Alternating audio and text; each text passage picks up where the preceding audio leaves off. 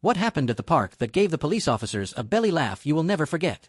The cops pulled up with sirens flashing and Agatha was already pointing at my dog like she'd uncovered a crime scene. She screamed about a dangerous beast while Bear, my enormous fluffy Newfoundland, lay flat on his back, paws in the air begging a toddler for belly rubs. I knew exactly how this was going to look. Bear would have to prove once again he's about as threatening and fluffy as a marshmallow. For context, Bear isn't your average dog. He's 120 pounds of shag carpet with a heartbeat. When I adopted him from a rescue, the paperwork said, too lazy for an active household, which to me translated as an ideal roommate. No endless zoomies, no chewing furniture, just a big loaf with droopy eyes who thinks movement is optional. He quickly became a neighborhood celebrity. Kids ran up to hug him, teens asked for selfies, and older folks complimented his distinguished fluff. He was basically our block's unofficial therapy dog. But there was one person immune to his charm, Agatha. Agatha lived nearby, and every time she saw us, she'd mutter irresponsible dog owner. Like it was my legal title. The morning started like every other. Bear waddled into the park, flopped under a tree, and decided his walk was over. I sat on the grass, scrolling through my phone. Peaceful, right? Until Agatha stormed over like she was the sheriff of dog-hating county. Control your animal. Why isn't that beast on a leash? She barked.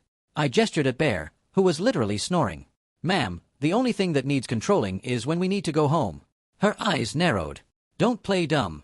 He growled at me last week. I almost laughed. You mean when he sneezed? Bear doesn't growl. He wheezes. Honestly, he sounds like a broken accordion. She jabbed her finger at me. You're endangering the neighborhood. Someone has to do something. And with that, she whipped out her phone like she was in an action movie. Yes. 9/11. I'm being threatened by a large malicious dog. Send someone immediately. Meanwhile, Bear sat up just long enough to accept an ice cream cone from a passing toddler, then went back to licking it gently like it was the meaning of life. I offered to just leave, but she wouldn't let me go. When the police cruiser finally arrived, lights flashing, Agatha looked triumphant, like she'd just captured a fugitive. 2 officers left their cruiser. They Seisha freaking out and knew where they were needed. Before they could say a word, Agatha launched into her speech. Officers. Thank goodness you're here. That beast growled and lunged at me. I barely escaped with my life. The shorter officer glanced at Bear, who was waddling over at sloth speed with his tongue hanging out. Bear pilpiped down against the officer's shin and sighed. This him? The officer asked. Yep, I said. Meet Bear. He's ferocious if you're made of snacks. The tall officer raised an eyebrow. Ma'am, he doesn't look dangerous. Agatha gasped. That's how they trick you. He's lulling you into a false sense of security. I deadpanned. Yeah, he's a master manipulator. Watch this. Bear, attack.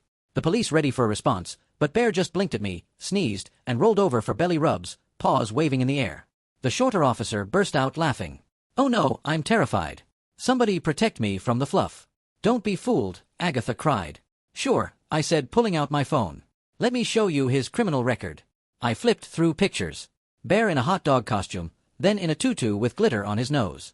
I ended with a Christmas video where Bear was wrapped in Christmas lights, tail wagging like a tree topper. The officers cracked up. Yeah, nothing says public menace like ballet accessories, the shorter one said, nearly choking on his laugh. Agatha stamped her foot. You're laughing now, but when he attacks, the tall officer cut her off. Voice sharp. Ma'am, making a false police report is a crime. You told us you were in immediate danger.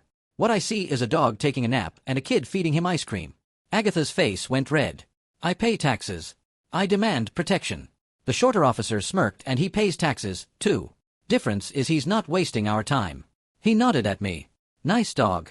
He drools on command only on expensive shoes. I quipped. He has standards. That got another laugh. Even the serious officer cracked a grin. Agatha flailed desperate. You're all in on this. This is corruption. The serious officer leaned in. His tone cold now.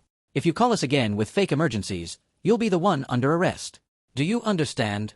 She sputtered something about lawyers and stormed off, heels clicking like angry castanets. Hyen told the officers while patting Bear. World's worst guard dog. If burglars broke in, he'd probably show them where we keep the snacks. The cops laughed all the way back to their cruiser, still chuckling about Bear's Halloween taco costume. Bear, oblivious to his new reputation as the fluffiest criminal in town, simply yawned, farted, and lay down again. I scratched his head. Good job today, buddy. You beat the system with naps and drool.